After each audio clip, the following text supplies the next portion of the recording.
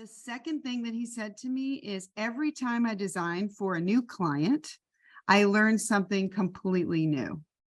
That is also still true for me today. And being that curious person that wants to ask a lot of questions, when I'm designing for a client, I get to ask all the questions about what they do, why they do it, what's important to them. And I don't do what they do, but I can live vicariously through them in their career, respective career, and design a solution for them, very much with them, that meets their needs. And so I would say that that feeds my curiosity and my creativity and my constant learning. So that mentor said those things to me when I was in the 10th grade, and I say those things to you today, and I will say those things until I die about what it means to be an architect. And what I can tell you is he believed in me. He continuously answered my questions and pushed me to go to design camp when I was a teenager, to apply to architecture schools in various places, to work hard and get licensed as fast as possible so that I could sign my own drawings and have my own firm someday and control my own destiny, to start my own firm. And when I said I thought I was ready to start my own firm, he had me fly up and meet with all of his top people. So he was probably a 20-year-old company at that time, had 100 people working for him. And he had me meet with his CEO, COO, CFO, all head of marketing, all this, shared all the resources. And it was overwhelming at the time, but it showed me a path. It laid it out. It wasn't just sort of a, you can do it, atta girl. It was a, let me give you the tools. Let me share the resources. And when I have gone every year to the National Conference on Architecture in the United States, he would meet me for a meal and we would go over everything. It'd be like a 3-hour epic discussion of how it's going. And if I was stressed about something, we could talk through it. So just a continued commitment over my entire career, my entire life, in terms of committed mentoring. What I will say is I always wanted women to look up to in the profession, and I couldn't really find them. I am turning 50 this year, and the United States is, architects are a small group in the first place, but we have historically not been a lot of females. And so if I looked for mentors in the female category, it was hard for me to find. And so I had to just become one. And we'll talk more about that, I'm sure. So a little bit about me now. I have run the company that I have today, HH Architecture, for 18 years. I started it when I was a mom of a 1-year-old, and he's now 19 and in college, and I have a 15-year-old daughter. And I never have been sorry that I did it. Every once in a while, I have a rough day. And we employ almost 50 people here at HH Architecture. And we're both architects and interior designers. And we work locally in the state of North Carolina and in the state of Virginia, the adjacent state to the north. And that's where I'll stop and let you ask other people to proceed. Thank you. Well, thank you very much, Kristen. That was quite an incredible story, and we wish to hear more. But okay, chill. We go now to Jacqueline Modu. So you also have 10 minutes of self-introducing yourself, and also tell us a bit on what mentoring means to you. Okay, hi everybody. My name is Jacqueline Modu. I am an associate architect at OGM Consultants. I think you mentioned earlier on here in Dar es Salaam. Just a bit about myself and, how I came to land into this profession. I remember when I was young, like every other kid that was a nerd, I was considered a nerd then. I always grew up wanting to be an international lawyer because I like to talk a lot and argue a lot. And then at some point I changed my mind. I wanted to be a surgeon because biology seemed interesting and I kind of always aced it. And then for some reason, blood just didn't sit well with me. And then I switched. And then towards the end of my high school, going into university, I remember I was really into engineering. I was really strongly into wanting to be an environmental engineer. And then for some reason, everything just seemed very rigid.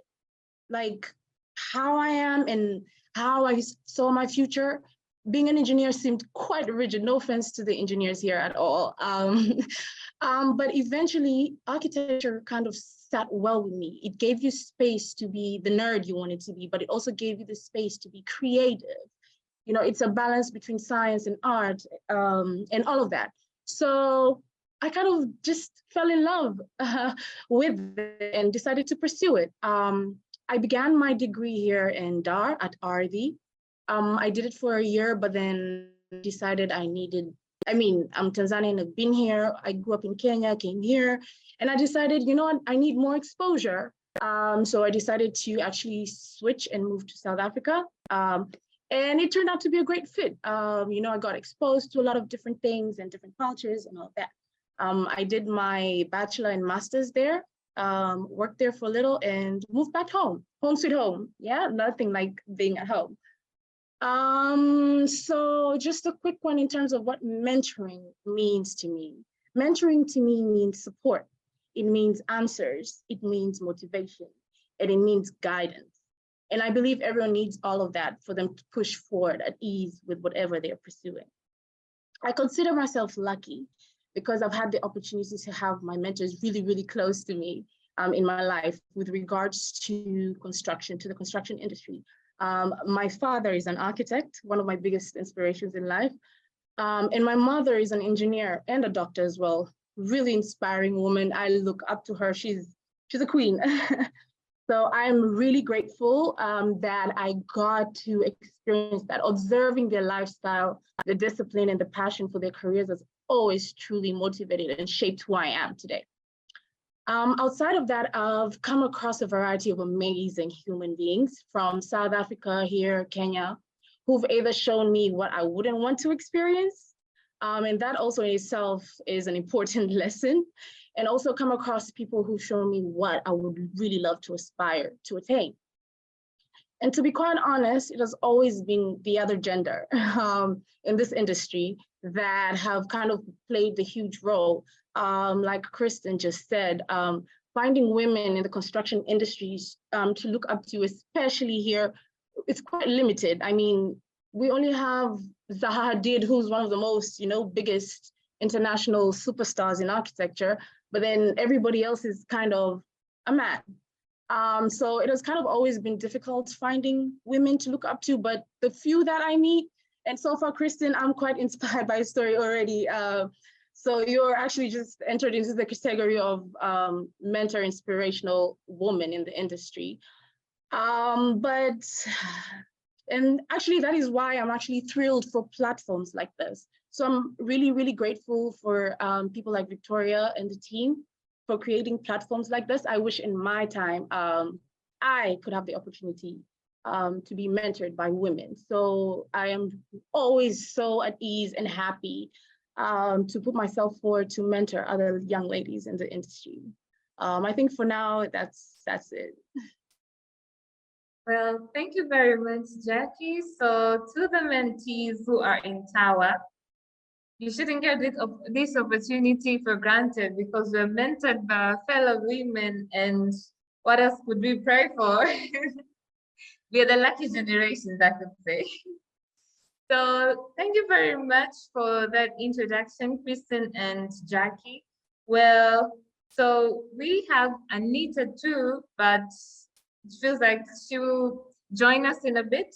So we'll just proceed on. And I would also, before going further, I would like to say to our audience, like kindly, you can use the chat box to type in any questions, comments, any ideas, advice, and we will get back to them as like quite later, but please get use of the chat box too, because it's an interactive platform. Yay!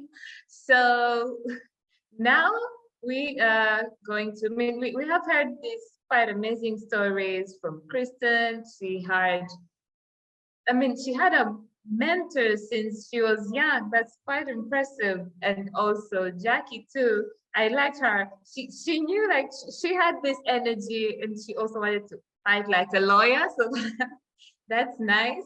But then it's all in the course of growing up and finding ourselves. So here goes the question to our panelists.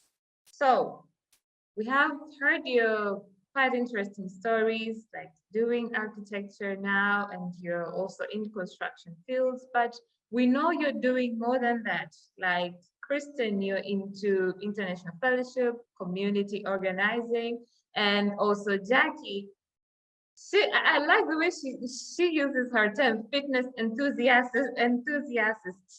I mean, she's into all the nutrition and what, so that's quite interesting. And now, how do you exactly balance or multitask in this architecture, volunteering, mentoring, social life, family?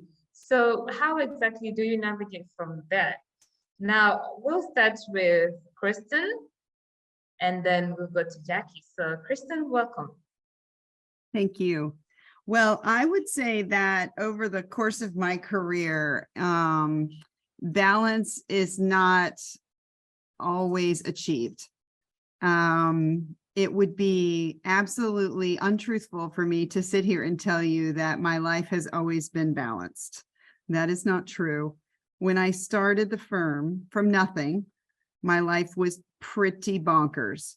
So I had that 1-year-old I mentioned, and we all can either appreciate what parents have done for their children, or we are parents and we are living proof that it is exhausting to raise other human beings.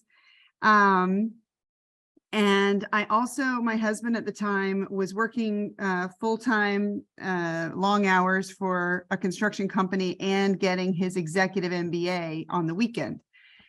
So we landed in marriage counseling, and the counselor said, what part of this did you think was a good idea? Starting a business, getting an MBA, having a little kid. We were also renovating our house ourselves. So I just want to point out to you that it's easy to sit here now and talk about balance, because I can now prioritize with bigger kids and with a more established firm where I have help. But when I started out, I did not feel balanced at all. I will tell you, though, that one of the things I did do was I very much prioritized time with my family separate from work. So if I was working, I was all in. And if I was with my family, I was all in. My kid did not have to wait while mommy talks on the phone or while mommy looks at her computer or anything. I did not ever say that to my kid. And if I had to work, I went away completely so that I was completely focused on the work, and then I would come back. I know not everyone has that luxury. I had and have 2 very supportive parents, in addition to my husband, who helped me greatly. So without my parents, I don't think I could have done it. And that's also something that I want to say to you, is that people say all the time, you know, how did you do it? Oh my gosh, you're doing it all. I did it with a lot of help. I did not do this alone. And whether it's friends or family that you're leveraging to be able to do what it is that you want to do, use your resources and don't feel guilty, just feel grateful and know that that's the only way possible. I mean, it's just, I don't think it is possible to do it all. What I will say is, in the beginning, I would work all day. I would go home. I would have a meal with my husband and kid. I would put my kid to bath time in bed, and then I would work until 2 or 3 in the morning. and then sleep a couple hours and then start all over again. And so there was no balance. Today, it looks very different. And over the course of my life, it's been up and down, of course.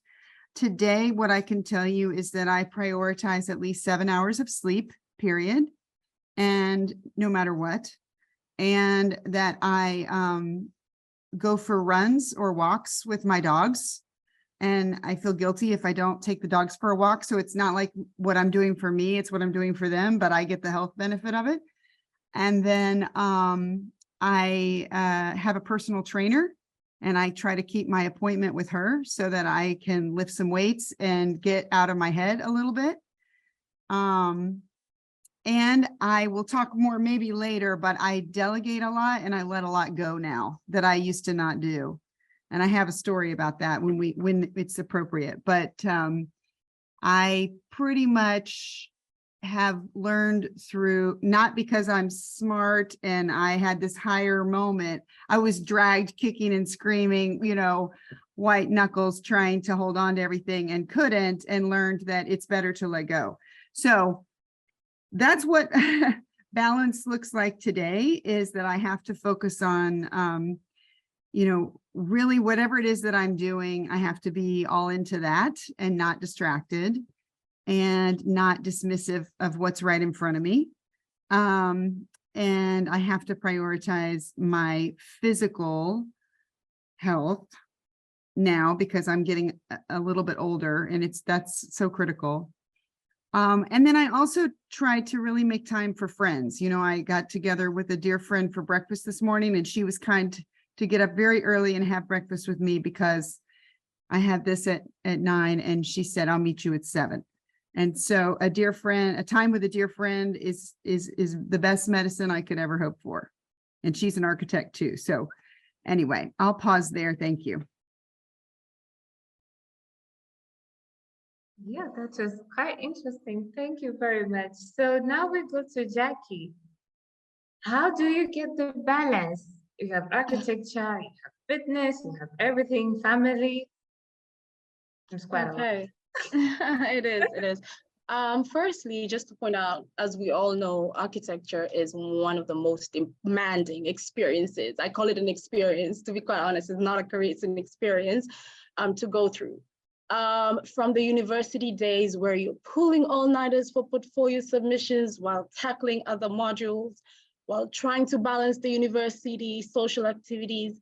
And some of us are extremely engaged with the extracurricular activities. I remember in university, I was in the university choir, and we had world tours, and I was in the East African community. I was the vice president, and you still have deadlines, your professors telling you about the portfolio and all of that. And from university, once you enter the workforce, the demand for your time remains the same, literally. The only difference is the time you're not pushed. This time you're not pushing for a good grade. It's for something much bigger. And I think that's where the key to balance is. What exactly are you pursuing and why? What drives you to pursue what you're pursuing? How important is it to you? And also, what type of person are you? I think balance requires a lot of self-understanding.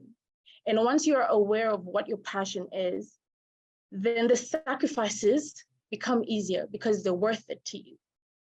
As humans, we're multifaceted with what we are passionate about. I mean, you can be passionate about one thing, you know, there's several things that we can be passionate about, but also we can't be passionate about everything. We have to pick the ones that are truly important to us, and all of these passions require a hierarchy of sorts.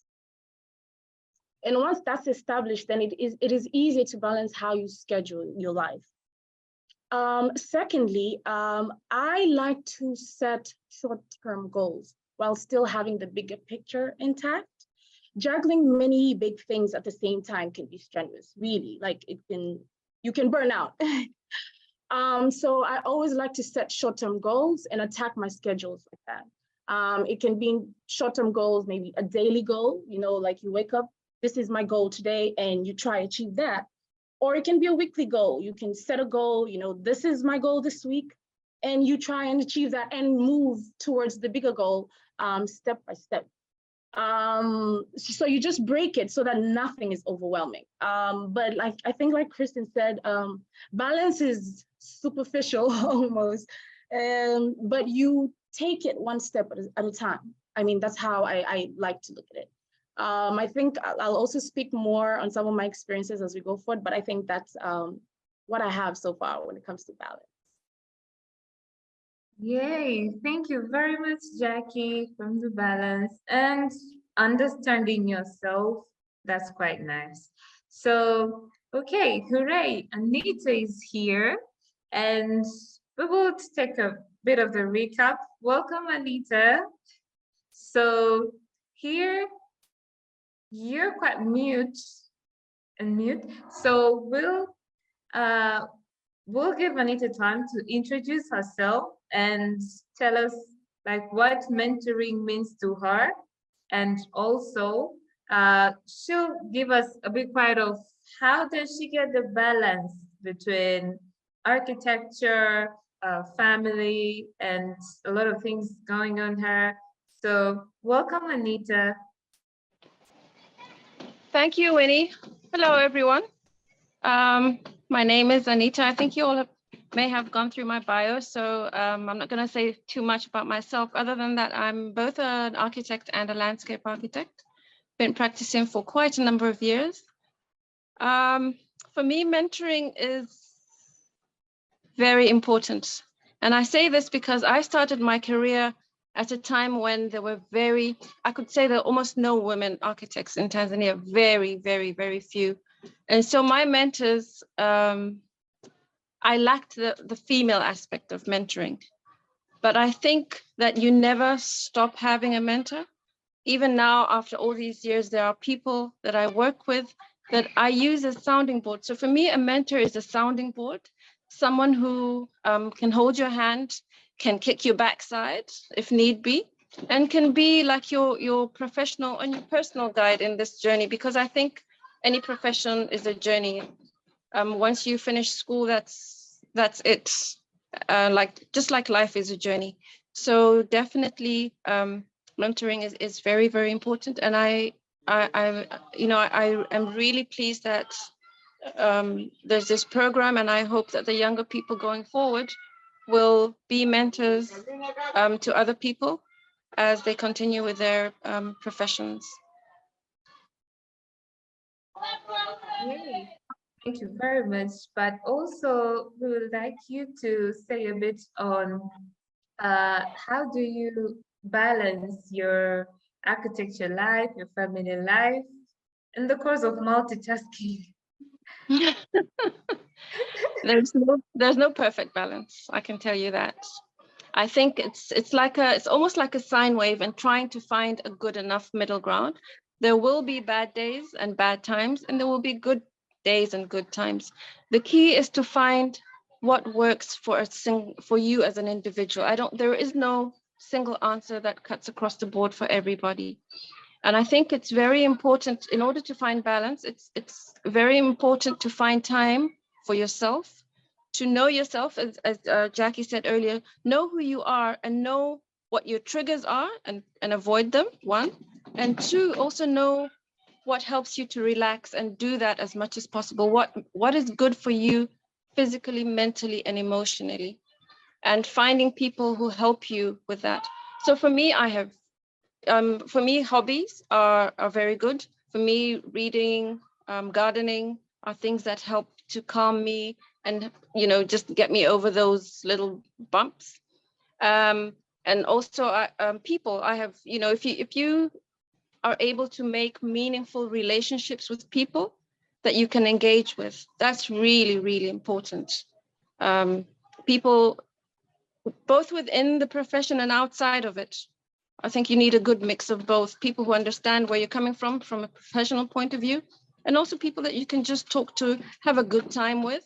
And I think a lot of us pressure ourselves very much professionally, and sometimes forget that you need to live in between this. It's really important to live and have those life experiences, because it will be really sad if one takes away your profession and then you've got nothing to show for it at the end of the day. I mean, you lived life, you were an architect, and then nothing else in between.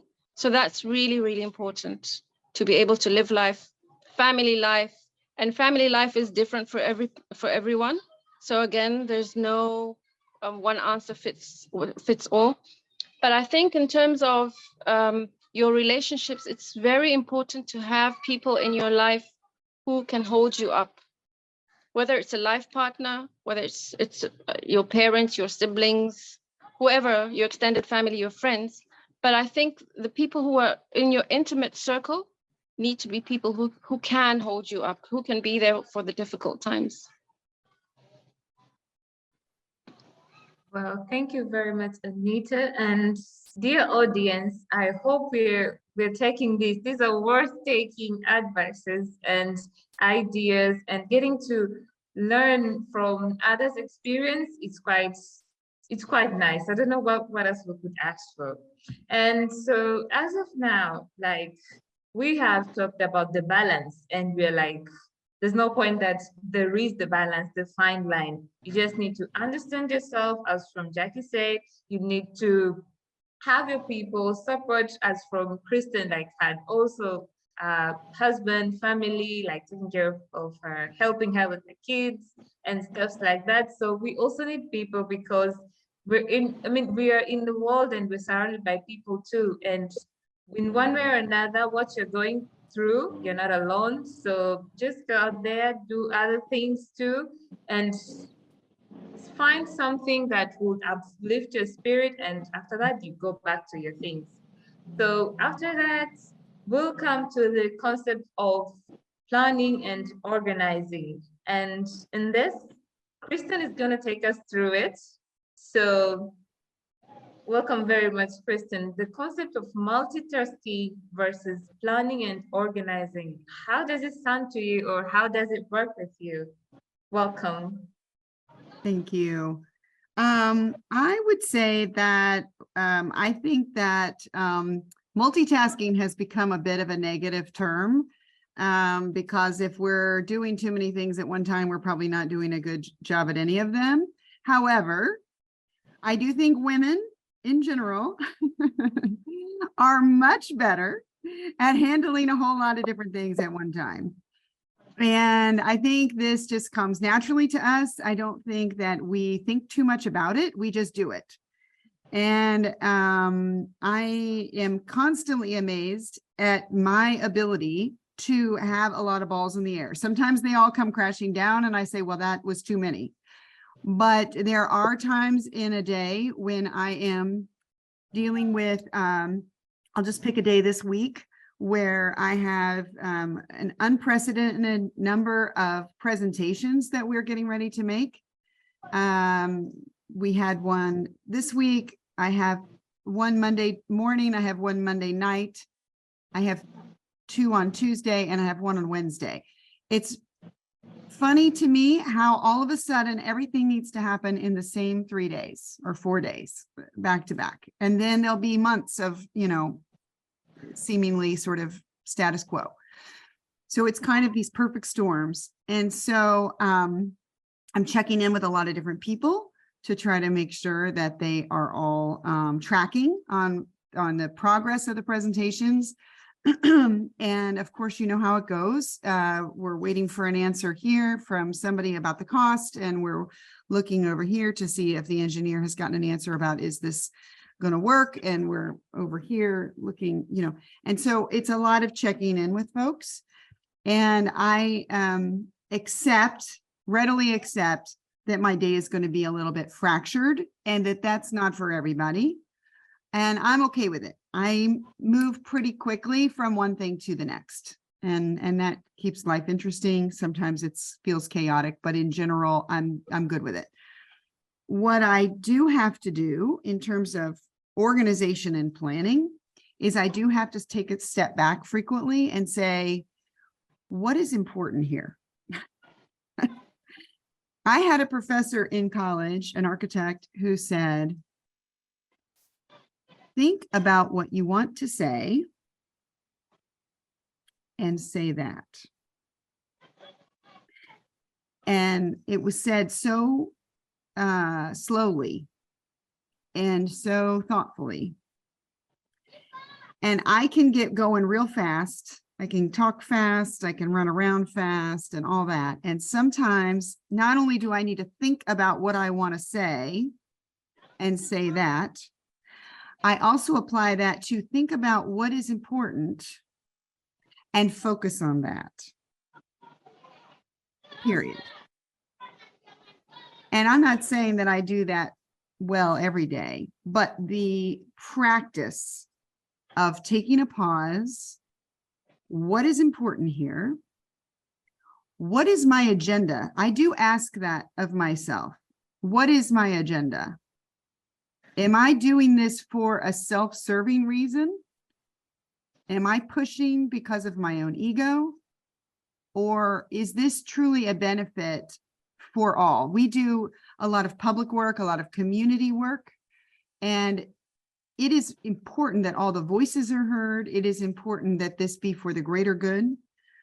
And so I think it is important to take a look at what's driving this and why. And if I will take just a hot second and pause and think about these questions, it will be very clarifying to me. And then I can go back to check in with you, check in with you, check in with you, check in with you. But I cannot run around like a chicken with my head cut off all day, every day, and expect to do the important work.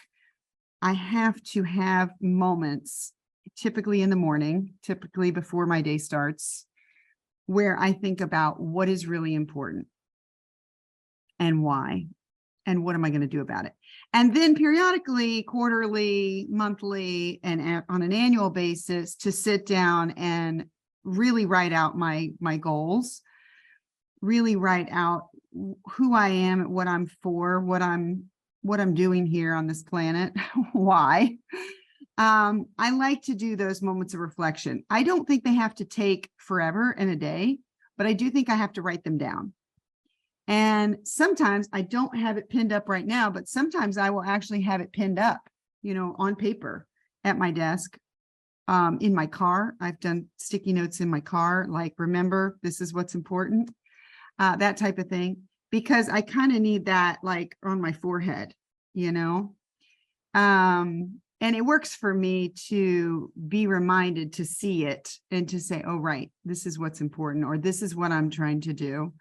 And I'm just a big old list maker, I will write something on a list that I've already done so that I can check it off, I want to be able, I live for checking things off the list. Okay. That is me. Anyway, I'll stop there. Thank you.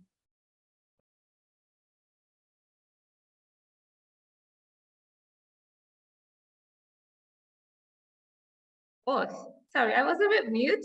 I didn't know. I was just overwhelmed here listening.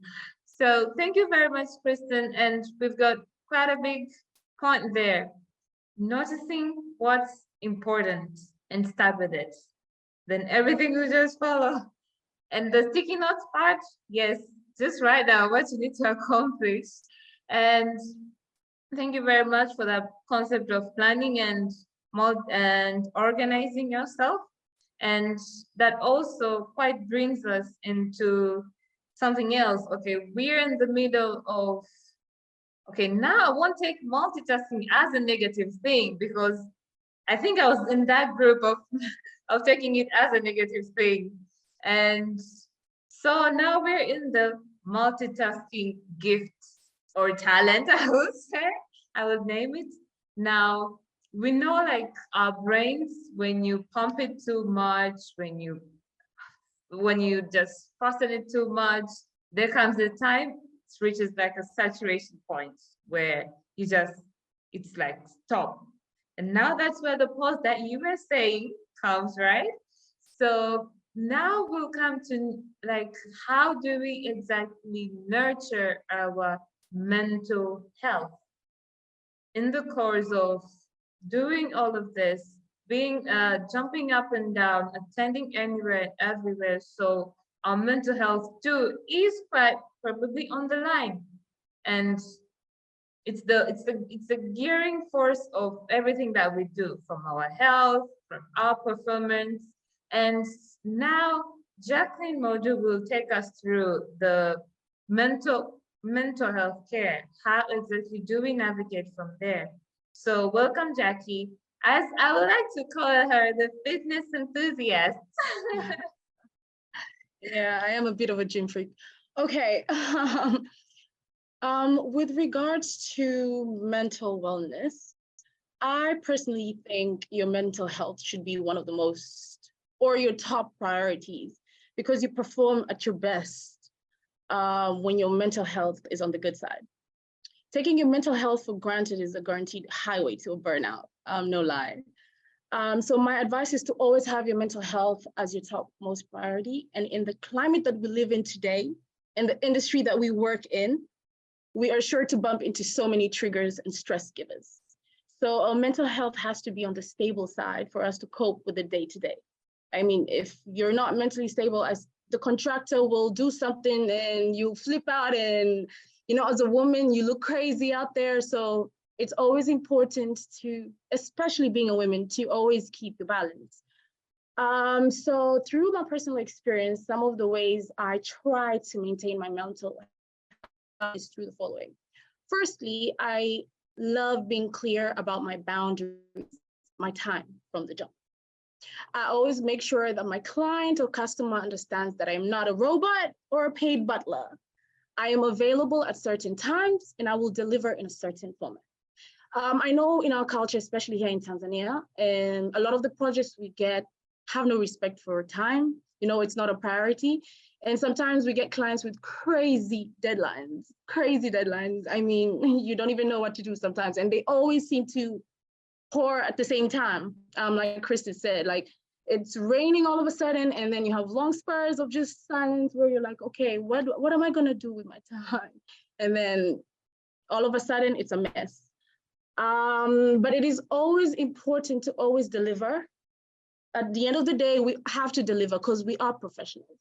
However, it is important to find a balance and make sure to always find time for yourself. Whether it is to silently sit, like Kristen said, in the morning and meditate and think about who you are, what your purpose is, or meditate in your car, in the parking lot right before you walk up into the office, or maybe relax and watch a Netflix with a cup of coffee, or maybe a glass of wine at your favorite dinner, restaurant with friends. But at the end of the day, it is very important to find time for yourself and what you enjoy doing, relaxing. So that is number one. My boundaries, I make very, very clear always. That's from my experience so far. Secondly, obviously, staying fit and active. I can't stress this enough, to be quite honest. A healthy body equals a healthy mind too. It is important to set a timetable in your week that involves you working out or staying active at least 3 times a week. I know we're all busy, but this has to be a priority because at the end of the day, if you're not physically fit, you cannot perform what you need to perform as an architect. So whether it's the gym, a sport you prefer, maybe tennis or soccer or volleyball, something active, or maybe a swim or a jog or walking your dog, it could be anything active. Whatever it is, staying active is the goal. The discipline of making fitness your lifestyle will shape who you are, even outside of the fitness world. Fitness also includes your diet. Yeah, what you eat builds and shapes your body. And eating healthy doesn't mean starving yourself with veggies and 1 carrot a day. Not at all. It just means being conscious of what you eat and avoid excessively eating unhealthy foods. This forms part of self-love. It's your self-love journey. So at the end of the day, you have to love your physical and take care of it. So that truly plays a huge role in forming part of your mental wellness and peace. Thirdly, it is quite important to set time aside for your family and close friends, like Anita said. Your family and close friends shape who you are as a person, and they are definitely your support group that holds you down when you need it. Like Kristen said, it takes a village, to be quite honest. It truly takes a village. You cannot do this by yourself, and there is nothing wrong with leaning on others. So if you expect them to be a support group, you have to prioritize your time with them. It is quite important to do that, especially for your mental health. So spending time with loved ones is always a good way to refresh your mind. Fourthly, I think self-care, especially being women, ladies, at the end of the day, we are women. And I think as a woman, it is important to make sure you always appear at your best. Show up as the woman you aspire to be. And eventually, I feel like you will be her. Just because you're an architect or an engineer doesn't mean you have to look rough or not take time to take care of yourself. I mean, at the end of the day, repeat again, we're ladies. So skincare, maintaining your hair, dressing the part is part of self-love and mental therapy. When you look good, you feel good and confident, and eventually you perform at your best. And at the end of the day, that's a win for you. And at the end of the day, when you're winning, you're at peace. So it is a link, it's a chain link, but eventually it forms part of just bringing peace into your life. And I don't mean going excessively, like, at the end of the day, we are professionals. You cannot show up with crazy costumes out there, but at the end of the day, look the part, feel the part, it is the best feeling. So as much as we are busy, we have the goal we have set for ourselves to achieve. Let us not forget who we are. Being a woman is a superpower. Let us never forget that, especially us being in this crazy male-dominated industry. Yeah, so I think those are some of the few pointers. At the end of the day, do what works best for you, because we are professionals, but we're not going to die being professionals. Life still has to go on. So yeah, that's just a little bit when it comes to mental wellness. Wow, taking a part of loving yourself, taking care of yourself in the end. I mean, you do not need to forget yourself. Don't let people that push you to your limits. You be like, set your limits, set your boundaries, and everything will just follow. And at least take a time, take a walk, sip water, coffee, go to that. If you're like shopping, or even the window shopping is quite nice with it. So just go out there too and just give yourself some time to breathe out, and then you go back. And a healthy, Jackie said something about a healthy mind. I mean, that's really nice. So now we'll also go now to the performance of our work in in this concept of having a lot of things now. Does it really affect the performance of our work? And from your experience, Anita, like, how do we juggle around in this? I mean, you've been multitasking in a lot of things. I mean, you're a registered landscape architect and an architect too in Tanzania, in South Africa. You've been going all around, meeting quite different people. So also a leader of the AAT Association in Tanzania, so Architect Association of Tanzania. So how really, from the course of professional life you have gone through and you're in, the concept of going around and multitasking with your performance, like, how does it work? How do we maintain our performance too? So welcome very much, Anita.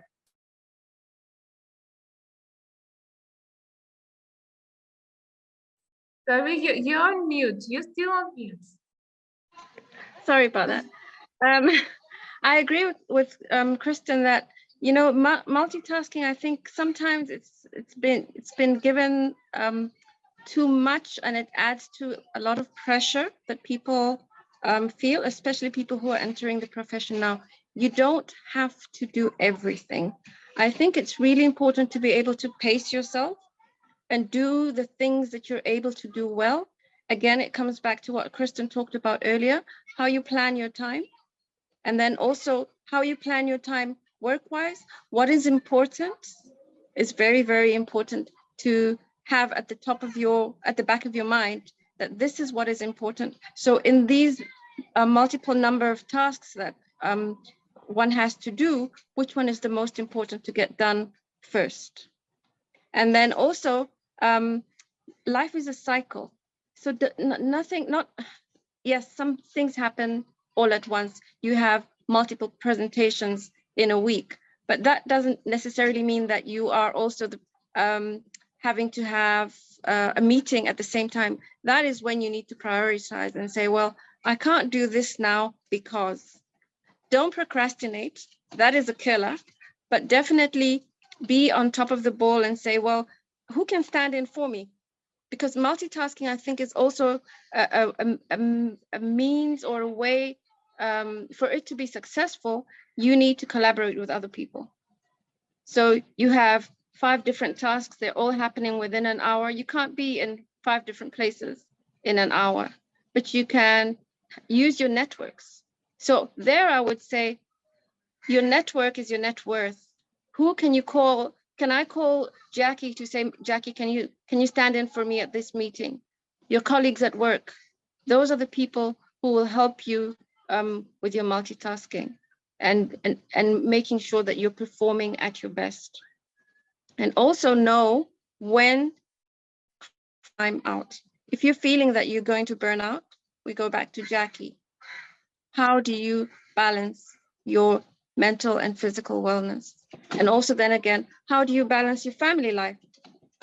The village, who from the village can you call to help you with a sick child, to help you with a drop off, to help you with myriad number of things? So I think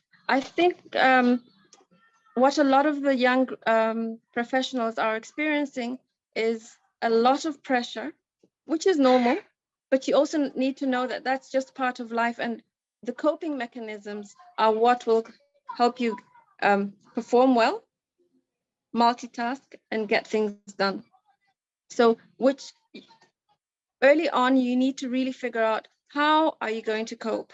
What is going to help you to cope? Who is going to help you to cope? That's what I can say. Well, thank you very much. So guys, our networks is our network. So let's be there, also sorting things in the order of importance, and we'll be there. So, I mean, we have talked really, I guess now our audience can have the time to pitch in, and if you have any question to either Kristen, Jackie, or Anita, this is quite your time now. So it's the audience time. If you have a comment or if you have anything, you can just come in and pitch in and ask the panelists what, or rather there's something that you wanted to hear from them and didn't hear from them. So this is your time, guys. So you're warmly welcome. But also, so to start like juggling and going around, I will have a question to, and I wish like this question goes to all of you panelists. So we'll see who starts first and who will follow. And I'll start with, has it ever come a point where, because in the discussion we said like, you always start small, and this was also addressed by Kristen. At first, she did have H&H architecture. It was just, she was starting, and like, we all know the struggles of starting. I mean, it's hard, it's what, but did you ever like felt like quitting or stopping, and what kept you going? Because as from the matter of fact now, it's like some of the youngsters will be like, they finish their professionals and in different, be it construction, be it medicine, be it anything. And they'll be like, now starting to go into the world, the reality and the true, the reality of things that they thought so could be quite different from what they thought of. Now that comes to the truth and the reality. And then they would touch here and be like, no, this is not for me. They would quit, they would go again, start again, and quit and quit and quit. So how did this in one way or another affect you or influenced you? So starting from the start to the point of, have you ever felt like quitting? And if so, what did you do? So we'll start with Kristen. So there are days. There are days when I want to throw in the towel for sure. But one, I try to be gentle with myself. And it might even be a week, or a couple of weeks or a couple of days, where I feel like I'm in a dark place. I will tell you one of the darkest places was when we had a big recession here in the United States in 2008. My firm actually was doing pretty well in 2000. We were still a pretty young firm. We had started in 2005, but we had a very large contract that we got in 2009 that sort of protected us for a while. But then because we do public work and the public sector kind of lagged the private sector, about 2013, we had a big dip. And I was a sole owner at the time. I had no business partners, and I took a pay cut to ensure that I could continue to keep all of my employees employed. And then I took another pay cut. And then I took another pay cut. And I will tell you that I walked around, I felt completely and totally alone. My husband is not in the business with me. And even though, it very much affects him, he's not making those decisions. I was making those decisions. My employees need to be feeling like we're gonna get through this. So they don't need to know all the dark and dirty, right? We gotta keep the ship, going here. So I felt totally alone. And I will tell you that I walked around, really scared and really depressed that I didn't know how much longer I could. I believed what I was doing was right. I believed that it would be worth it in the end. But I will tell you that employees were still not happy because they weren't getting raises or bonuses, and they were still having to work hard because we're trying to hustle and get new projects. And they didn't know really how hard it was. My family was angry with me because we canceled our vacation. We canceled our pool membership, when we had little kids, and they thought we were going to be going to the little pool, where you can order the chicken nuggets and ice cream and it just magically is somehow free. And that was devastating because the public pool doesn't have a diving board. So what are you talking about? We can't go to that pool. And so my husband started to say things like, what is this, just a hobby to you? That was a gut punch. It was a dark place. And so I did think about quitting. I could have gone to the mall and sold candles for more money than I was making that year. But I believed in the long haul. I believed in the power of keeping talent so that when I was successful and I knew I could be again successful at getting projects, we would be well positioned to do the projects and not fall flat on our face. It did pan out. It did work. It could have failed miserably, but it didn't. But it was a dark, dark time. And I would say that the only thing probably that kept me going was talking to some very, very trusted, I talked to my dad a little bit, and I talked to, who's a business guy and not an architect, but had seen kind of a lot in business, and I talked to my mentor, Wayne. And I talked to some close friends, not about the money, because they can't really relate if they're not entrepreneurs, but about the pressure. And was reminded that I'm just a human at the end of the day, that this recession is not, you can't make it all about you, right? I mean, it's you start to get this ridiculous feeling that you're responsible for everybody to the point that you're so important. You're just one person. You can't take on all that pressure. You can't take on all that responsibility with a national or global recession. You have to say, okay, we're all in a very tough spot here, and I am just one human. That was helpful to sort of normalize it. And then I also say, I always believe in what is my next right thing, which is right now I need to brush my teeth. or I need to take a nap, or I need to go to the bathroom, or I need to eat something, or I need to just call it quits for today and start over tomorrow or something. Because a lot of times, if I am feeling pretty low, I have neglected some basic needs, and I really need to go back to what is my next right thing? Okay, how about drinking some water right now? So anyway, I'll stop there. Thank you. Well, thank you very much, Kristen. Now we'll go to Jackie. The darkest moment when you started. Has the word ever quitting come into your mind? And what have you done? Or who was there? Or how was this case to you? With this experience, again, I call this an experience. There's no ways you don't come in a moment where you don't want to quit and you're asking yourself, I could have done media or something, you know? Yeah. So there are definitely those moments, but I personally think if you're not truly passionate about it, you will not take it all the way.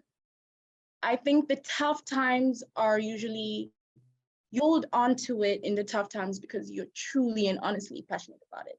You're not doing architecture because your father is an architect, or because you think it's cool, or because you think it's prestigious, or whatever other reason. You actually have to do it because you're passionate about it.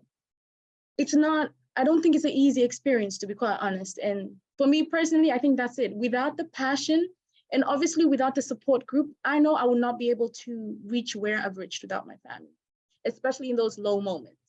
Without my family, to be quite honest, I would not be where I am today. So it's passion, it's you, because at the end of the day, you're the one who has to pull through. Nobody's gonna do that for you. Absolutely nobody. Nobody can stand in your place. You gotta be passionate about it, and you gotta bring in your people. You gotta be honest with yourself when you feel like, you know what, I can't do this. Be honest with yourself, honest with your people, seek help. Seek the help. There's absolutely nothing wrong with seeking help. It doesn't mean you cannot do it. It doesn't mean you're incompetent. It doesn't mean you're not worth it. It just means in that moment in time, you need the support, and there's nothing wrong with it. So I can just keep it short with just those 2 points. But definitely the low moments are there. It's not unique to just you. Even the most, successful architects definitely go through the same experiences. Thank you. Thank you very much, Jackie. That was quite impressive and it was nice. So we also go to Anita. How is your experience in this? Quitting architecture and landscape architecture, no. Throwing in the towel and leaving the country and going back to South Africa and going to another job opportunity, yes.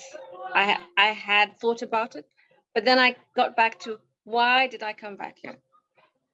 The key thing was family, so that really kept me grounded. But I have never thought of quitting being an architect. I have gotten to a point where I am a sole proprietor, and I've gotten to points where I actually have had to cut back and cut down.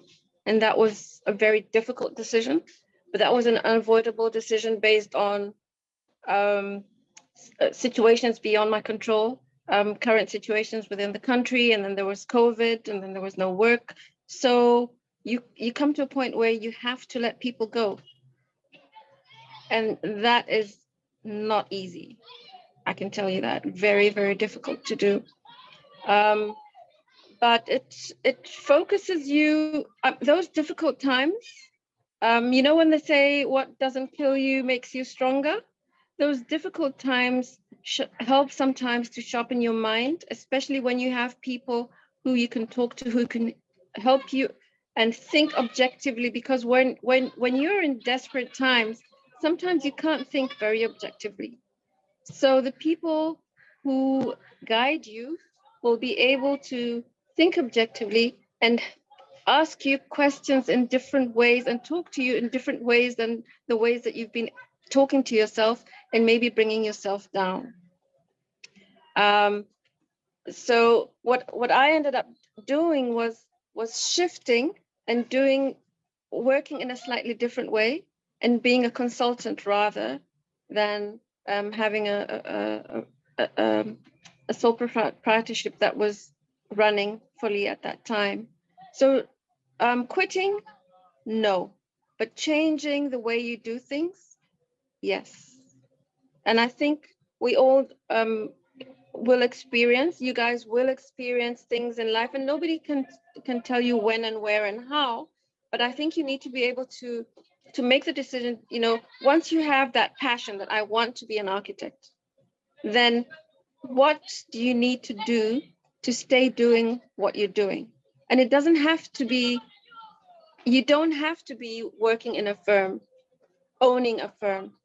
There's so many different ways of being an architect, and I think we all need to maybe open our eyes a little bit further and see what the other opportunities are, because this is a position. There are so many things to do. There's so many different ways of practicing architecture and you know, making a difference, as it were. So how do you find that space, and how do you fit yourself into that space? So no, don't quit. And if you're thinking of quitting because, sorry, a little person is talking to me in the background there. I don't have, my village is half today.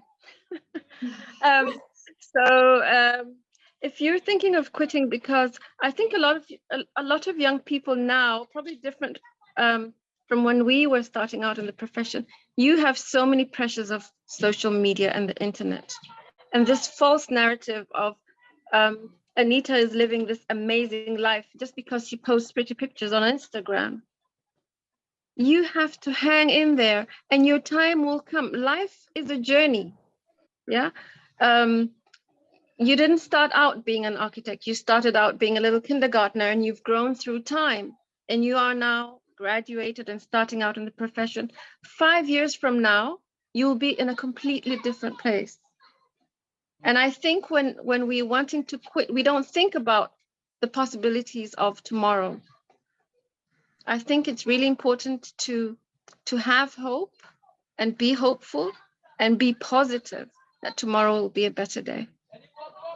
Yeah, I think I'll stop there. Yay, keeping the positive energy all up there. So that's quite interesting, and that's really nice. But also what I've learned is being the student of the process, like cherish the process, being the process. There'll be ups and downs, but don't worry, everything is gonna be okay. And it's not gonna be easy. So when you start, just know that, but in the end, set your goals, long-term and short-term ones, and little by little, sorting them in the order of importance, everything will be there. Everything will be just like what we're anticipating for them to be. And in my chat box, I'm seeing it's a question from Joy's side. She's saying, if I may ask, maybe at the time when you were employed and sometimes the working hours exceed, so you find yourself not being able to accomplish your short-term goals, what is the advice maybe to the young females in these circumstances? So it's like addressing of overworking, or yeah, from what I understood, it's what if you're overworking your limits and you have, and still in the course of overworking, you haven't even accomplished your short-term goals. So what advice that you would advise the youngsters in the course of their short-term goals, and they're planning their time, their schedules, and they're just seeing themselves overworking in the course of that, and still you're not attaining them? So we'll address this first to Kristen. Like, how would you advise? Well, I would say when I was working for somebody else, I haven't worked a lot of places. So I started the firm. I had I worked a couple summers in college between school years, and then I got out and worked one place for 8 years, and then I started my own firm. So I haven't worked a lot of places. But one of the places I worked 80-hour weeks, which I don't really recommend.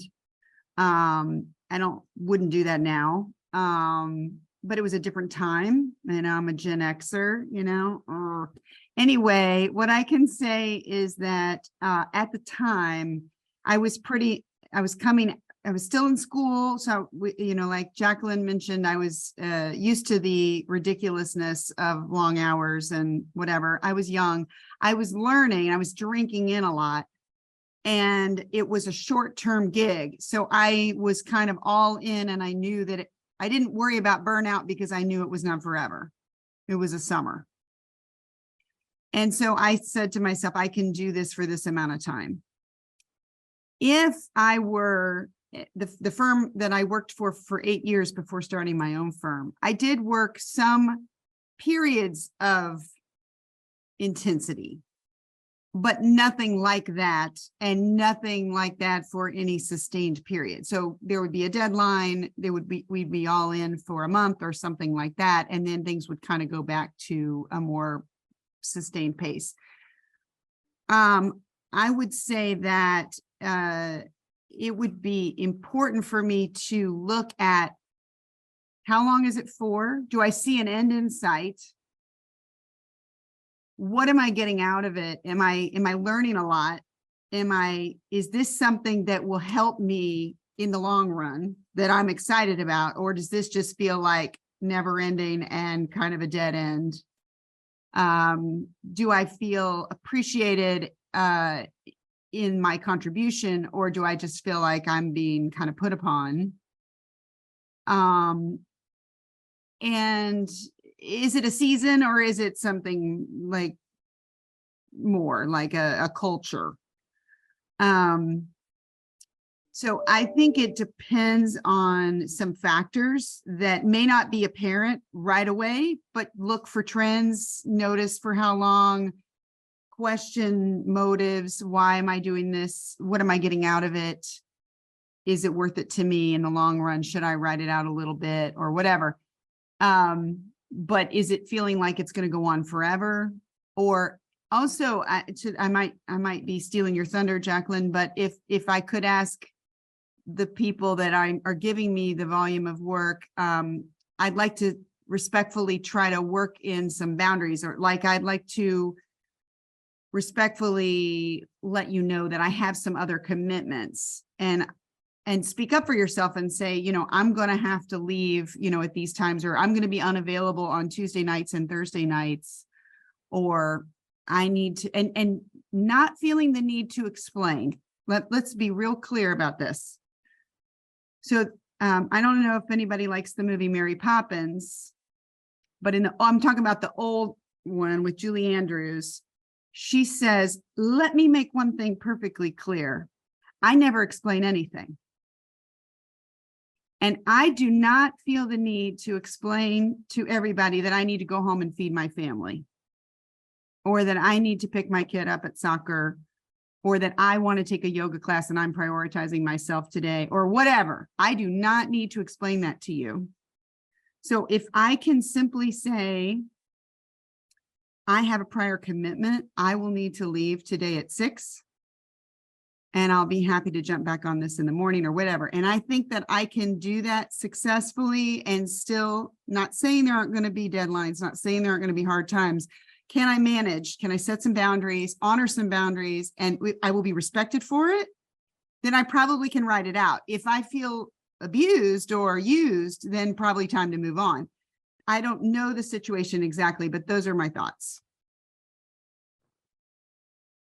Thank you very much, Kristen, for that. And Jackie, do you have any add-on on this? Like overworking, exceeding your limits, and how are you addressing this in your profession?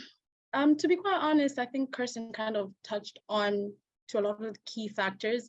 It kind of all depends on, is it worth it? How long is it?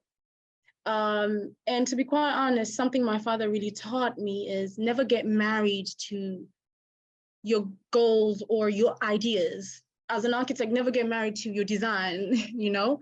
Once you get married, your feelings get hurt, you get touched, and that's never a good thing. So even when it comes to your short-term goals, don't get married to them that much. There's room for flexibility, there's room for change, there's room for pushing it forward. But that depends on, you know, the current situation, what you're working on, or you're employed, the project that you have right now. How is it going to benefit? What are you learning from it? How long is it going to take? You know, like Kirsten put it, just find out exactly what you're getting, you know, out of it, as much as you're employed, so you're required to also put in. So once you figure that out, it's easier for you to shift your goal, you know, or push it forward and work within that space so that you can deliver. Because at the end of the day, you want to get to your goal. So you still need to experience being employed is part of the experience.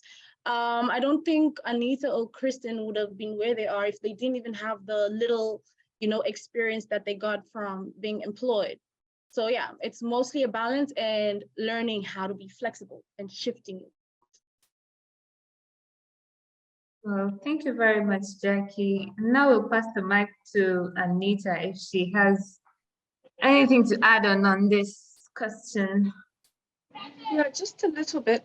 I'm wondering if the person who is asking the question works for a big firm or a little firm. I think it's easier to handle this kind of situation if you're working for a smaller company. And I'll give you examples from my personal experience. So the first company I worked for, actually my boss, the owner of that company, is one of my biggest mentors. And the first thing he ever said to me was, we need to have I have an open door policy. And if I say or do something that you don't like, please feel free to come to me and say to me that I don't like what you're doing because 1, 2, 3. And I also hear what Kirsten is saying, that, you know, about not feeling the need to explain yourself. But I think sometimes situations call for you to explain why you're making a certain statement or why you have a certain request. So that's that particular workplace and relationship were very positive in terms of professional growth and also personal growth. And then the second place that I worked at, I was actually the person who had this conversation with my boss, and I said to them, well, I'm coming to work for you, but this is the kind of person that I am. If you do shit to me, excuse my French, I will stand up for myself and say, excuse me, that doesn't sit well with me for these reasons. So I think depending on where it is that you work, you need to be able to, once you realize that your personal short-term or long-term personal goals are not being made, you need to be in a position to make decisions and have conversations with people about what you're capable of doing, or what you're not capable of doing, and how far you're able to stretch yourself. And I think a good way of getting that message across is to say to the person that, you know, if you work me this hard, I'm going to become inefficient long-term. And I'm going to become inefficient because I'm going to be burnt out, because I'm not going to be fulfilled in my job, and therefore I'm just going to work like a robot. So to the person who asked the question, it's again going back to who you are, what you want, and being able to express yourself. You are a creative after all, so don't just express yourself in terms of your drawing. Build up the capacity to express yourself verbally as well. I think I'm done. So have your voice and know your standards and know your limits, and just pour your mind out and tell them. So at the end of the day, it's your performance on the line and your reputation. So just go on with it. And so we have another question here from Lotaris saying, My question to the panelists, how important is it for architects, engineers, and all construction professionals to have knowledge about agreements, partnership, and contracts in general relating to our daily projects apart from designing and creativity? So how important do we need to know the knowledge about agreements, partnerships, and contracts? Not just in the world of designing and columns and construction. So how far is this knowledge going? So we'll start with Kristen. I think it's very important because at the end of the day, I need to understand my role. And that is goes with my contractual obligation. Sometimes we get ourselves in trouble when we try to do things that we are not supposed to be doing. So I think it's very important. Legalese is not my first language, but I've had to learn. And I think everyone should have a bit of curiosity about what's in the contract. And Victoria has her hand up, so I'm going to pause there. Yeah, I wanted to ask a question. Not specifically to a particular person, but either of you can respond to that. My question is, how do you delegate? Because I know to the level of practice and where we are now is we cannot do it all. At some point, we just have to find a person and delegate that. But my problem or my experience is that you trust a person and you feel like this person can do the job and you delegate and let it go. But I don't know, how do you make sure that person feel trusted? That person also feel confident that I can do the job, so you don't have to start following on how to get things done. How do you guys do it? Okay. Shouldn't address it to anyone. So dear panelists, who wants to go first? Delegate. How do you delegate? I'll give it a go. I think it's, I think let me put it in terms of advice to the younger generation. I think that we all, when we start out, we want to be given responsibility, we want to be seen, we want to be heard. But I think that we have to do the work to make sure that Vicky can delegate to you and feel comfortable that she's delegating to someone who's capable. So first of all, you have to prove your worth and build up people's confidence in your capability and in your commitment to getting things done. I found it very difficult to delegate to one person. I find that you still have to follow up, but I think sometimes it helps to spread things out a little bit more running around for the person doing the delegating, but it also helps to get a few more things done. Yeah, thank you very much. Also, Kristen wanted to pitch in. I have a story. Okay. So, Victoria and I both are Eisenhower Fellows. So we were both selected, and I don't know if we have any other Eisenhower Fellows on the call, but it's a 5-6 week program of global exchange for professionals mid-career. And Victoria came to the United States. I went to China.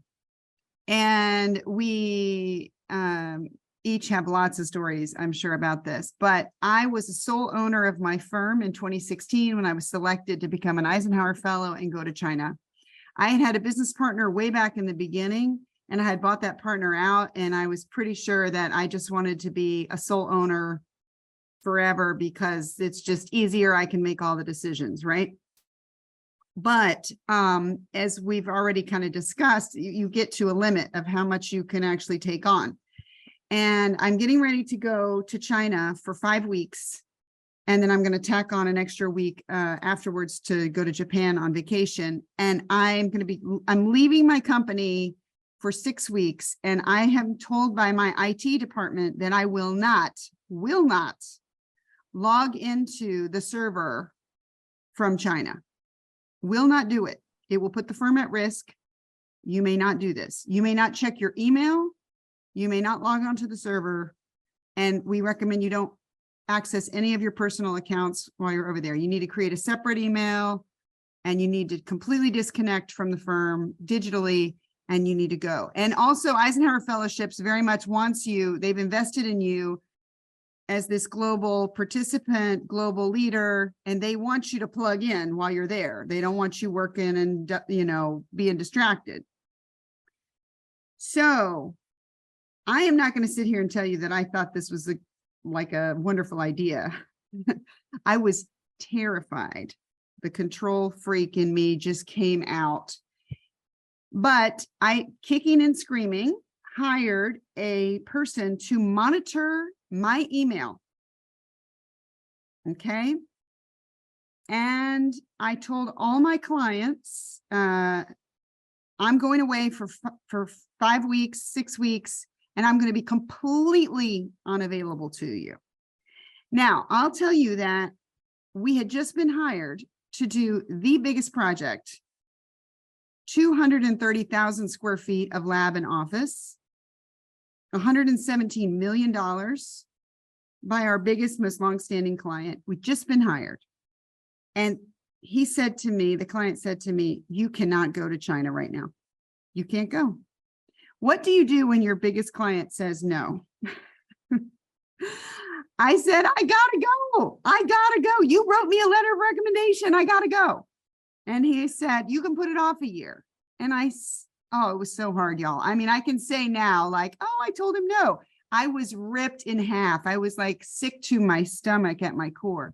But I told him, it will be worse if I go away in a year. We'll be way deeper into the design. I'm going to go away. And he said, who will take care of me? And I said, Seiler. Seiler's going to take care of me. And he did not know Seiler. Seiler's one of my business partners now, but then he was my employee. And I said, Seiler's going to take care of you. He's going to be at your beck and call. And I thought, good Lord, Seiler, please take care of him. Can he do it? Well, what do you think happened? Did it fall apart? No. And I came back, and what did the client say to me? Seiler nailed it. Now, who does he call? Does he call me? No, he calls Seiler. So what has that done? It's freed me up to chase after more work and be a strategic thinker about the firm. What did it do for Seiler? It elevated him. He got responsibility when I got out of the way. What did it show him? I trusted him. Not totally at first, but I mean, so I would just say that, you know, it's like the rising tide lifts all boats. When I choose to trust someone and really do it and not yank it back, and of course I had to be forced to because I was gone, so no one could run to me behind Seiler's back. So now I have this belief that I have to, as hard as it is, I have to tell client, you're going to trust this person. You're going to love them. I promise you once you get to know them. And then I have to step away. And it usually works. Every once in a while you have a failed attempt, but it usually works. And now I have a whole amazing team of people who are doing and growing, and then I can go away. And then they see that it's okay for them to go away. Because my husband had a boss and she would cancel her vacation right before and say, it's too important. The client's upset. You all won't handle it. I got to stay. And what message does that send? Right. So I had to do it and I had to go away, and I'm glad I did. And now Seiler and others, Janessa and Dave, are my business partners, but I don't have to do it all myself.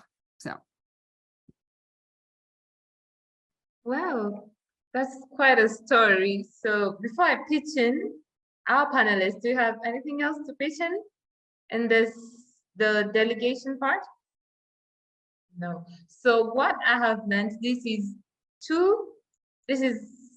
to my fellow mentees, employees, I mean, put your work at best, be trustworthy, and everything will just follow. And to the employers or trustworthy too, like trust, and just the teamwork needs to be there, the part of it. So in that, everything will follow and will go. And as for the question that was about contracts, agreements, and partnerships, we heard it from Kristen, like you need to be well aware of this. And as I said, raise your voice up if things are not going, what I find within, can I say Tanzanians or Africans, like going through the contracts is a bit tricky. So this is your right. You have to go through them and see and put it on the table. If it doesn't work with you, or if it's rather bringing you down, and you just say it, and you either negotiate or things will follow from that. But have your voice, and yeah, do not be afraid. At the end of the day, it's you, and you don't want to work in a situation where you're not happy, or yeah, things like that, and it will also drag down your performance. So that's it. And also we have another question, but before that, I would like also to encourage the audience to raise up like their hands or any reactions for any questions that they have. So we're still got some couple of 15 minutes to go, so in the Q&A session, so we'll be there. And now going to another question but this question is directly addressed to Jackie, saying, thank you very much. This is from Nelly. Thank you very much for all that our today's speakers have shared. My question to Jack is, I'm curious of the engineering field. What made you think of environmental engineering? Jackie? I've always been passionate about my environment, both built, man-made, natural. So I remember then I wanted to be part of the group that is shaping our environment of sorts. And actually one of the things that actually made me quit, I remember back then, one of my uncles, he was really against me doing environmental engineering. And he was literally like, if you pursue this, you're gonna be just cleaning ditches and and dealing with garbage, and sewage systems. And I was like, oh my goodness. But I think, yeah, it had more to do with just loving my environment and conserving it and shaping it. And I think architecture kind of filled that gap more than what environmental engineering could have done. Yeah, if that answers your question. Okay, I'm seeing hand raised from Anita. Anita, you're welcome. Then we'll start with Anita, then Joyce. Okay, I was just going to add to the issue about knowing about contracts. I think, yes, I agree, definitely you need to know about contracts, but I don't think it should stop at just contracts. I mean, architecture is such a broad field and it touches on so many different things. I think it's important that we are aware of the other issues that are related, issues related to planning, to environment, especially those two, issues related to climate change. And then you have to have a basic working understanding of engineering, just so that you can have these conversations with these professionals. I'm not saying that you need to go design beams, but you need to understand how and why they work in those ways, so that you can, when you make your design and an engineer says, no, they're going to put a column in the middle of the room, you can say, no, I don't want it there. These are the options that you have. So ladies and gentlemen in the room, please continue to educate yourselves about the related professions and related issues within the wider profession. That's what I wanted to say. Thank you very much, Anita. And also a bit of a recap. When we started, Kristen also said her mentor told her that when you're in architecture, you need to know a bit of everything, a bit of engineering, a bit of medical, because you're getting projects. Today you're in school projects, you need to know the psychology of the students. Tomorrow you're in medical, you need to know the spaces in every field. So dear audience who are in construction engineering, just have a flexible mind, know a bit of everything, so things will be like going quite well with you. And we had a raise from Joyce. Joyce, you're welcome. Yes, hi, thank you. Thank you so much, Winnie.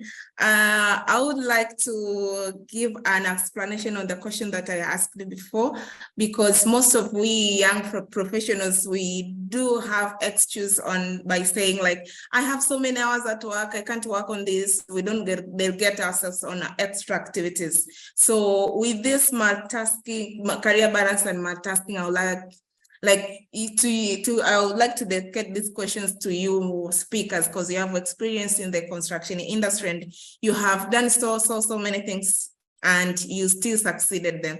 So like, and some of you are in the in the volunteering program, and Madam Juanita is volunteering at TAWAH and others and the different fellowship, but you still have time to dedicate that time. And some are mentors, you are mentoring young professionals, but you find that we young professionals, we do give an excuse of like, I'm employed somewhere, so I don't get time to work, to do other things. That's why I asked this type of a question. So I would like maybe like you who have experience in the construction industry and have been able to succeed, what is the advice to we who most like to give an excuse on like, I have so many hours to work in the office, so I can't delegate time, I can't give time to other activities. That is mostly like the question. Thank you. Well, who wants to go first? The excuse, the big excuse, like, I'm employed somewhere, I can do this, I can do this. So who wants to go first? Dear panelists. I'll give it a go. Okay. What I would say is, what are you doing when you're not working? So why don't you portion that time when you're online chatting to your friends or sitting in a bar? Why don't you give that time an hour or 2 hours? Because volunteering doesn't take your whole day. It doesn't take, sometimes it doesn't even take a day out of the month. So I think it's important. Kristen laid it out very well, when she spoke about planning. You need to set aside time. We all have 24 hours in a day. We don't always achieve everything. And that's another thing. I think young people need to stop being afraid of having to do everything at a certain time.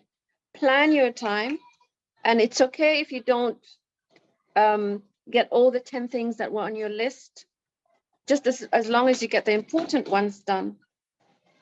That's what I can advise. And also, I think it's also a mentality.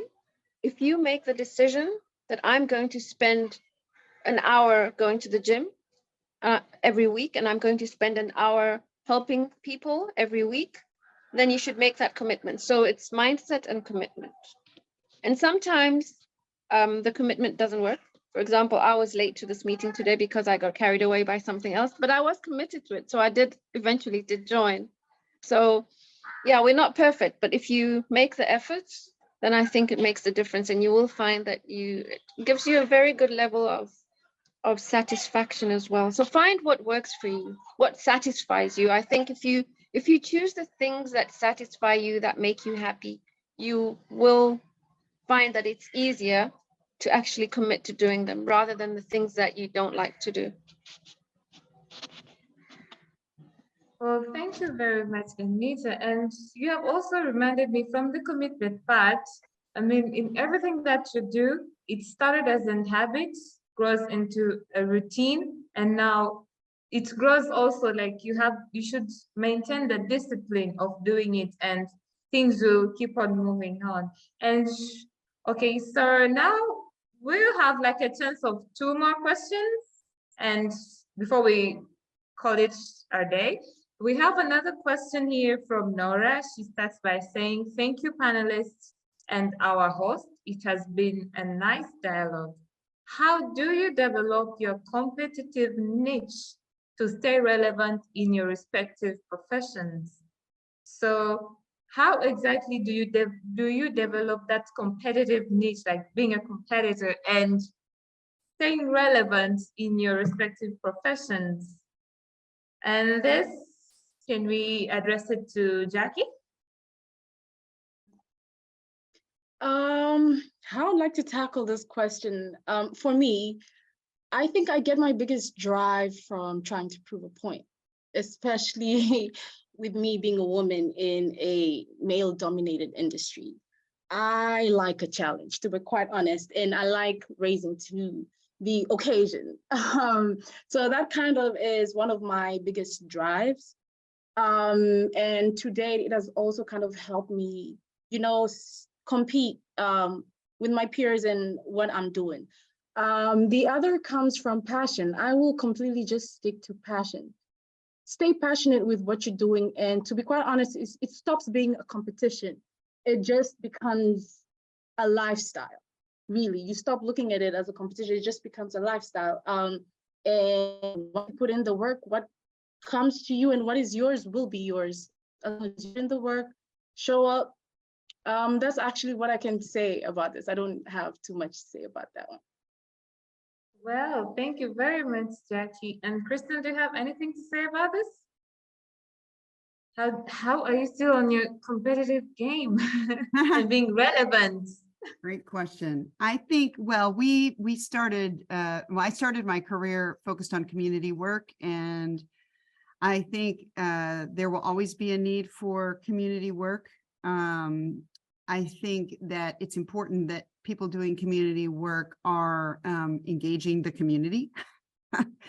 And so I have tried to build my firm around that collaboration and public engagement. And really, I sort of liken us to the conductor. I'm not hearing enough from this section. You're a little loud. You need to step back a little, you know, bringing different voices to the forefront and so forth, and making sure that the loudest ones are not drowning out some important ones. So I think that has been and continues to be relevant in a time when sort of the loudest mouths are trying to drown out some of the most important voices. So that's something that I think we do well, and I think we will continue to do, I hope, for as long as I'm involved. I will say other things that have always been important is commitment to the climate, to the planet, to focused on sustainability efforts. That continues to be more important than ever as we hear about floods and fires and horrific things happening on our planet. So that just never ceases to be important. And I think it's our responsibility to raise that issue with our clients and push. And then lastly, I think it never goes out of style to be responsive to our clients, not to the detriment of our lives, but to the to help them feel that they know what's going on.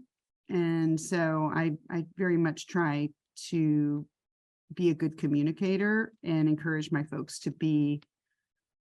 I hear it way too often from other clients that they feel like they didn't know what their architects were up to or their design teams were up to. And so trying to just really keep people informed can make a lot of difference in how they feel treated.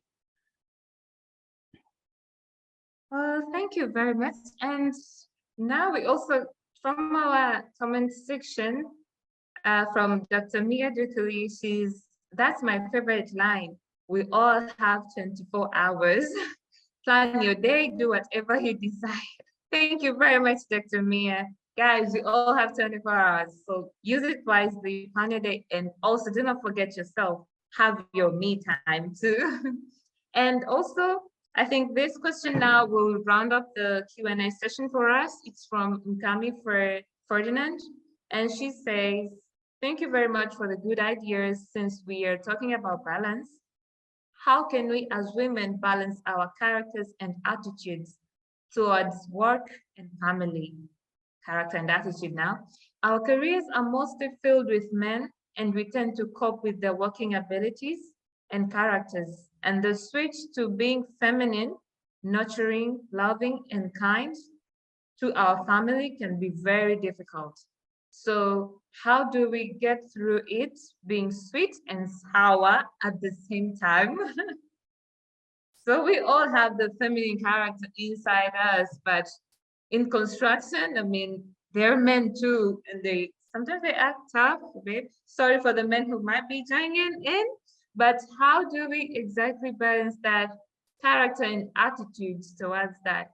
And I feel like sometimes you might go into the construction sites here and they'll be like, women, what, seeing like you're not capable of what. So how exactly do we shape our character and attitudes in our professions?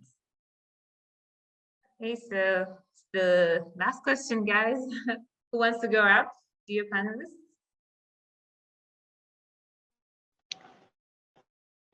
I'll go. What I'd say is, can you hear me? There was a bit of an echo. Okay. So I think there's a line, and we shouldn't confuse being firm and being rude. So just because you're a woman doesn't mean you can't be firm. And a lot of the, I'm sorry to say this, but so I've worked with men who are quite rude on site and even within the working environment. And that's not nice. It's just, it creates a tense, unfriendly working environment. You don't need that. 2, you don't need to be a man. I don't want to be a man. You're a woman. There's a reason that you're a woman. And I think that's your power. So embrace that. Know your stuff. If you go to site, I find that when whoever is on site, from the workman to the foreman to the site manager, they respect you when they realize that you know what you're about. If you don't know what you're about and you go there and want to use your femininity as an excuse, then you're in trouble. So be professional, be courteous, be a human being. And I think that will get you across.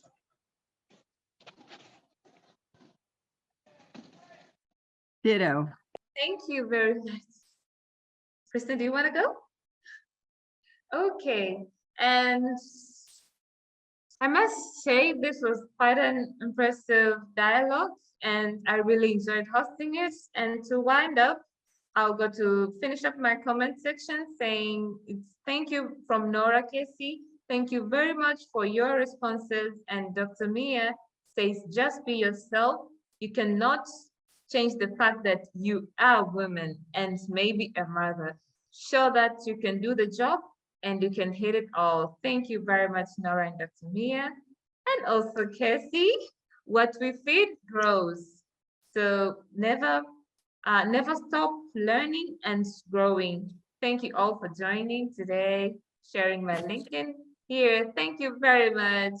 And another round of thank you from panelists. So thank you very much, dear panelists. And before we call it off, can we have like 1 minute advice from 30 seconds advice to our youngsters who are in the profession out of all this multitasking career? Like, do you have an advice that you could leave us with, dear panelists? So we'll start with Jackie, then Anita, then Kristen.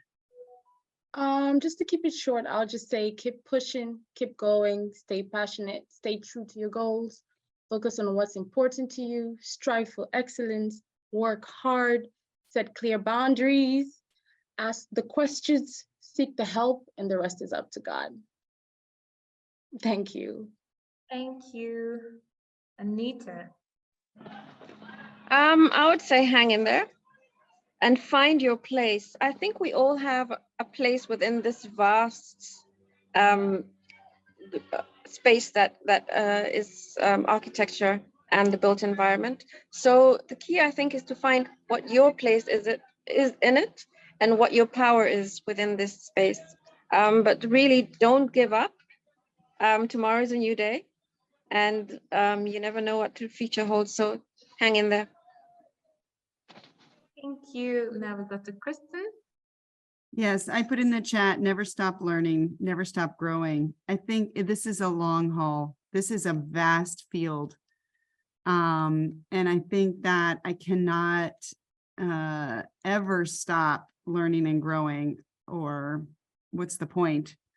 I will say that if I'm I'm feeling frustrated, or I'm feeling like I'm not moving fast enough, I try to be gentle with myself and remind myself this is a season. This is just a season. It's not forever. It's not the end. And I'm always amazed when I look back on something. When I'm in it, it felt like it was forever. And now I look back on it and that was a blip. And it's hard to have perspective. You know, COVID has really been hard for folks to see a bigger picture. If you're young in your career or young in your life, it's just a really weird time.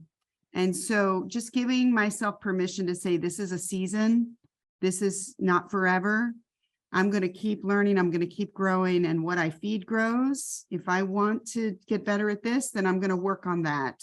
If I want to learn about this, I'm going to work on that. And just being patient with myself and others and giving grace. Thank you very much, dear panelists. And we're keeping on getting more thank you notes from our audience. Thank you very much, dear audience, for coming in and hearing different pages. Yeah, it was an eye-opening, really. First thing that I have also learned is there's not a clear line balance. It's all about how you master yourself, how you voice up, how you do your things, how you plan, how you organize, and above all, love yourself.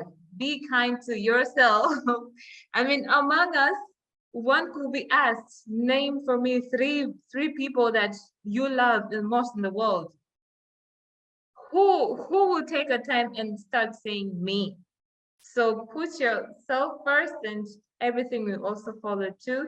So thank you very much, audience. Thank you very much, dear panelists. And we're looking up for more dialogues like this and wishing you all the best. So I'll pass on the mic to Dr. Vicky. Thank you very much.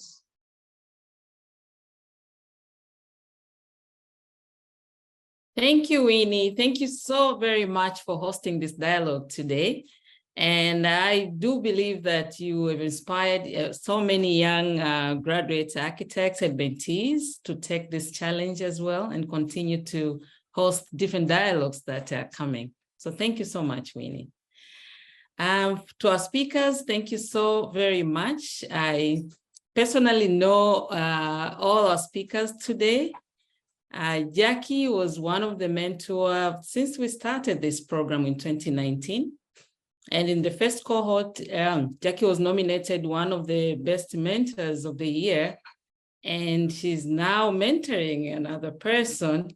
So yeah, Jackie, thank you so much for as young as you are and you're ready to take someone else and mentor. And I think that's all what we need to do, yeah, to excel in this profession. I've known Anita since my years of teaching at Arithi University. I was there teaching and watching Anita coming to teach part-time and working somewhere else. And I was always inspired, like, I also want to do the same thing. Maybe that was one of the reasons I felt like, teaching is enough now. Let me go follow where Anita is and also practice a little bit in Dar es Salaam. So yeah, thank you, Anita, for joining us today. And we don't have Anita only today for the mentoring program. I think since we started, she always come and one of the panelists when we launched the project and talk to our new mentees and all that. So thank you so much for your support.